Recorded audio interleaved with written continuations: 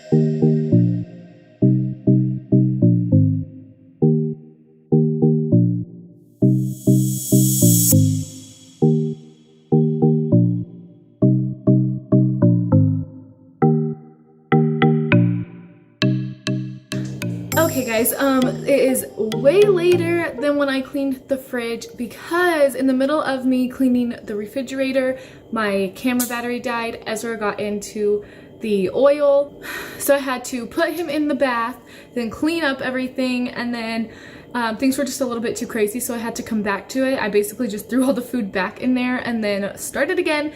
So it was a little bit of a crazy video, but we got it done. The fridge looks so much better now, and I'm going to be doing at least one cleaning video a week for you guys. So thank you so much for watching. I hope you enjoyed this clean with me, and I will see you guys in my next one. Bye.